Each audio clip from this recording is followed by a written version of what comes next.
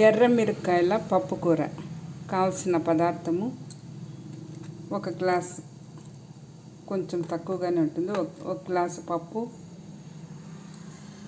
తెల్లగడ్డ, చిన్న ఎర్రగడ్డలు, పండిన పచ్చిమిరపకాయలు ఎర్రవి.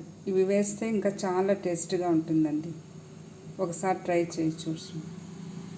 జీలకర్ర కొద్దిగా, కొత్తిమీర, చింతపండు, టమాటా పండు ఒక 3. ముందుగా ఈ పప్పు బాగా కడిగి పెట్టుకొని దాంట్లో ఈ గ్లాస్లో నీళ్ళు, ఒక 2.5 గ్లాసు నీళ్ళు పోయాలి.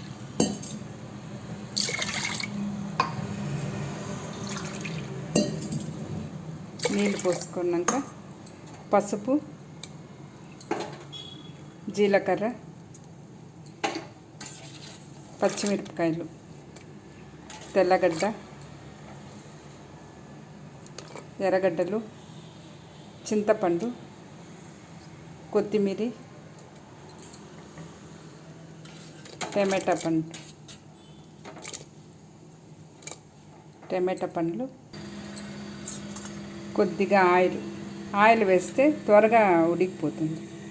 దీంట్లో కొంచెంగా ఇంగువ పొడి. ఇప్పుడు ఇవన్నీ వేసి మనము ఒక 2 విజిల్ అయ్యేలాగా ఉడకపెట్టుకోవాలి.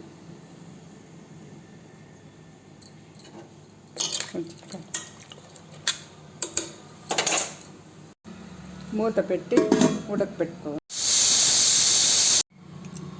ఇప్పుడు చూడండి, పప్పు బాగా ఉడికిపోయింది.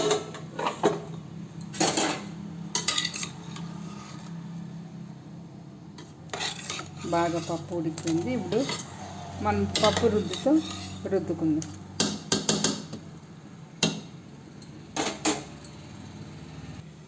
ఇప్పుడు పప్పు రుద్దుకొని ఉప్పు కొద్దిగా, అంతే అండి. ఇప్పుడు కొంచెం నైస్గా అయిపోయింది కదా. ఇప్పుడు తిరగబాత పెట్టుకుందాం. ఇప్పుడు తిరగబాత వేయాలి. నూనె కొద్దిగా పోసుకొని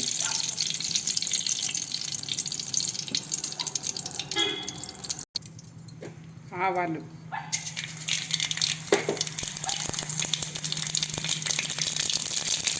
కొంచెంగా ఇంగువ పొడి,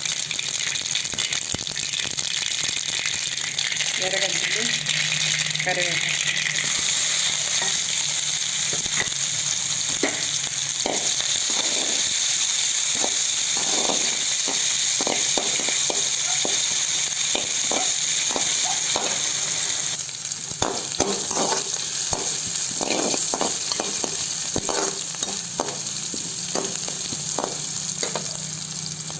ఇప్పుడు పప్పు పోయాలి.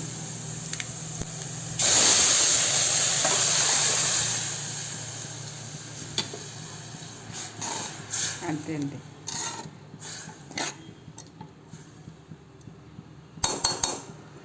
అంతే, పప్పు రెడీ అయిపోయిందండి. అంతే అండి, పప్పు రెడీ. సంగటిలోకి, అన్నంలోకి చాలా బాగుంటుంది.